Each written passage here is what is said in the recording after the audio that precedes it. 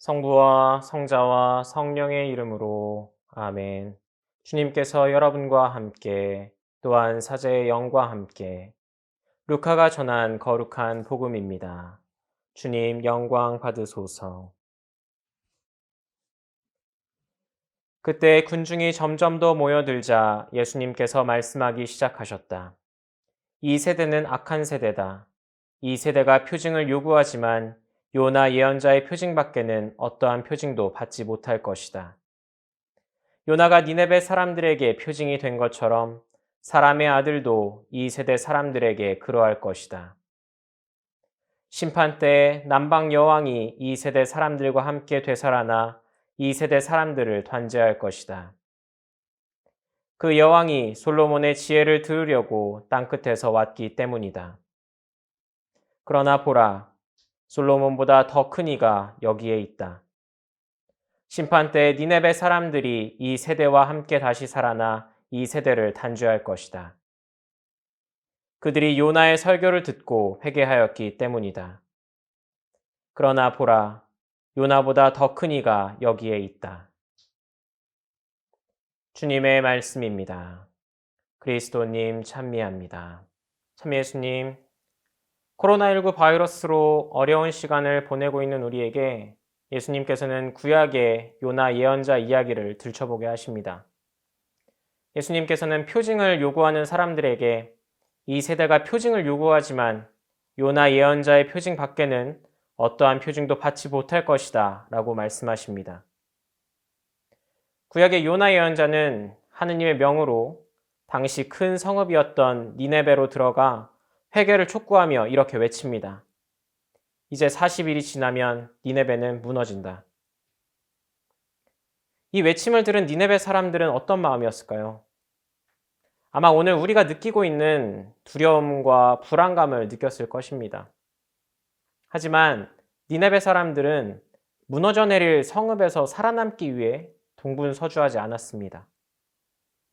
오히려 자신들이 살아오던 삶의 행보를 멈추고 왕에서부터 시작해서 모든 이가 자루옷을 입고 잿더미 위에 앉아 단식하며 회개하였습니다.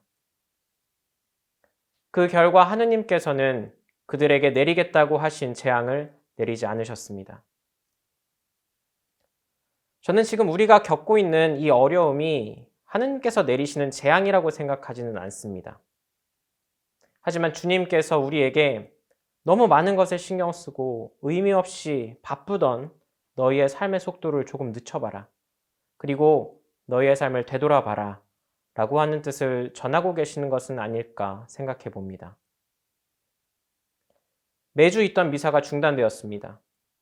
매일 다니던 직장, 시장, 어디든 마스크 없이는 갈 수 없게 되었습니다. 친구와 밥 한 끼 먹는 것을 머뭇거리게 되었습니다. 내가 이용하던 은행, 병원, 관공서가 폐쇄될 수도 있습니다. 이런 상황에서 우리가 느끼는 불편함이란 니네베 사람들이 자루옷을 입고 잿더미 위에 앉아 단식하며 했던 회개를 돕는 새로운 방법이 될 수도 있습니다. 이 불편함을 통해서 내가 당연하게 누리던 이동과 모임의 자유, 주변 사람들과 나누던 친교, 대중의 서비스의 소중함을 다시 생각하게 됩니다. 그리고 이렇게 내가 알던 것을 다시 생각하는 것이 바로 회개의 시작입니다. 분명 이 어려운 시간은 지나갈 것입니다. 코로나 바이러스로 인해서 교회가, 국가가, 또 사회가 회복 불가능하게 붕괴될 것이라고는 생각하지 않습니다. 하지만 누구라도 큰일을 겪고 나면 생각과 행동에 변화가 생기듯이 이 시간을 겪고 난 우리는 달라지게 될 것입니다.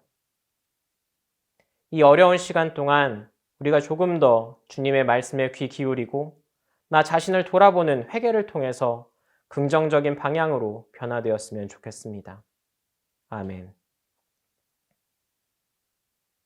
강복드리겠습니다.